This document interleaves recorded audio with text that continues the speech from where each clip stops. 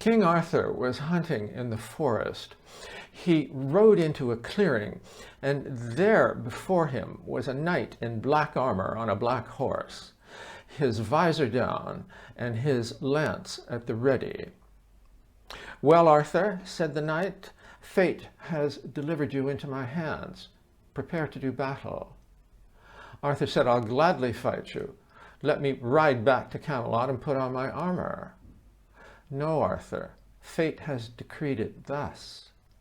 "But I'm in hunting greens. Let me don my armor and we'll fight evenly matched." "No." Well, these are not the rules. This is not chivalry. They argued, and they argued. And finally the Black Knight threw up his hand and said, "All right, Arthur, ride back to Camelot. But you must meet me here in a year and a day with the answer to a riddle. And if you don't have the answer, you must do battle dressed as you are now." Arthur said, "Tell me the riddle." And the Black Knight said, "What does a woman want?" So Arthur rode back to Camelot, called his knights around the round table, and told them what had happened. "Don't worry, Arthur," they said, "we'll find out."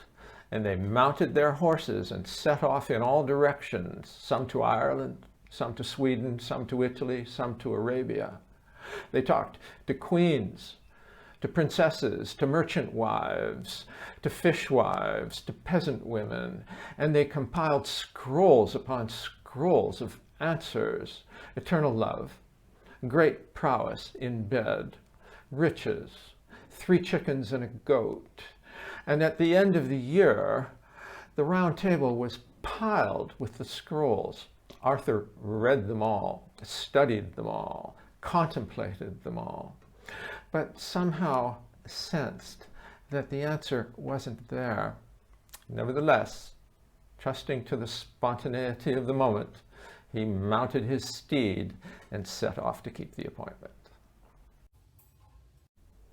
And as he was riding along the forest trail, he saw before him a woman, scarcely a woman anymore, a hag, ancient and hunched, in a black cowl, and from the cowl protruded a nose that bent in 2 places, and on the end of the nose a wart. From the wart, hairs. So ugly was she that he guided his horse to the far side of the path. But as he passed, she looked up, caught his eye, and raised a long, bony finger. "You don't know the answer, do you?" "No, I don't. Do you?" "Of course I know." "Oh, well, tell me." "Ah," she said, raising the long, bony finger, "if you want me to do that for you, you must do something for me." "What?" "You must wed me to Sir Gawain." Now, Sir Gawain was the youngest, the handsomest, the most eligible of all the knights. And Arthur said, "The idea of his beautiful young body wrapped up in the marriage bed with yours is grotesque, and I won't do that." There was a pause. He said, "Besides, I couldn't possibly give Sir Gawain in marriage without his permission." "Ride back to Camelot and get his permission." So Arthur went back, called his knights around the round table, and told them what had happened. "Of course, this is impossible," he said. But Sir Gawain came to him, put his hands on Arthur's shoulders, and said, "My liege, my life is pledged to you. If this can help you, I will do it." Arthur said, "Well, we'll have a small wedding." He rode back into the forest, found the hag, and said, "It is done.